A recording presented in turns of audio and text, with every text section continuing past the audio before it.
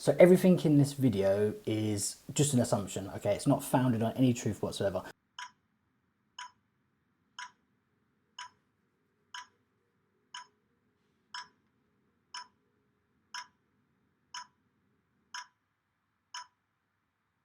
Now, I went off and Googled Burano, and the first thing that pops up is it's a small island to the north of Venice, and Venice is a small island off of Italy as it is. So this is a smaller island kind of associated with Venice. So that kind of leads me to the belief that they could be launching a Baby Venice product. And one of the other things that kind of strengthens my idea is if you look at the Sony Pro lineup as it is, and I might be wrong, I'm a gaffer, like sort of lighting guy. In terms of my knowledge of camera releases, I've got a rough idea, but I might be missing something. So if I have missed anything, please do, sort of correct me in the comments. But if you look at the Sony Pro lineup, you have the FX3, which is around about 2 grand, just over 2 grand. You then have the FX30, which is 4K plus, in terms of nominal value. So then you move to the FX6, which is around about 5K. Then you move to the FX9, which is around about 9K, 10K, and then you can add peripherals in it and things like that to kind of add out and build out the camera, so to speak. Now, from the FX9 to the Venice, there's nothing in that space. There literally is nothing in that space. And that's a huge jump. You're talking like 10 grand, then 40 grand plus, so there's a huge void in that section.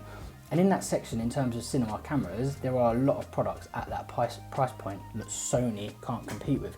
So it would make perfect sense to make a Baby Venice. And when you look at the products lower down in the Sony Pro range, and some of those products do so well off the back of being associated to the Venice because of like the profiles they use and things like that. It's a phenomenal camera used in cinema, loved by professionals.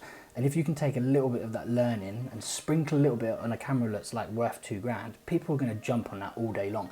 And obviously you then have the history and the heritage of Sony film production and stuff. So, they make cameras for this industry. Some of the new guys, they're kind of just moving into this industry, making cameras for the industry. Sony have been producing films, the end-to-end process as they call it, making films through Sony Pictures, cameras that can film those films, TVs that can show those films back at home, projections that can show those in cinema. So the end-to-end story is super complete. So there's a huge appeal for cameras like the Venice. The problem is, not a lot of people can afford them.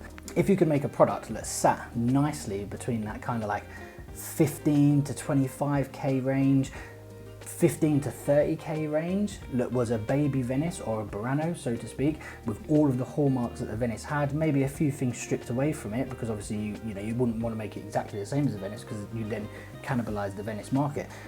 If they could make a camera like that, I think it would do super successful. People would adopt it straight away and love it. If you head over to Sony Pro's like socials and stuff, you'll see this is kind of publicized now. But my thoughts and opinion are just speculation. If you've got any thoughts and opinions on this, pop them down below in the comments and we'll have a chat about it and see what happens.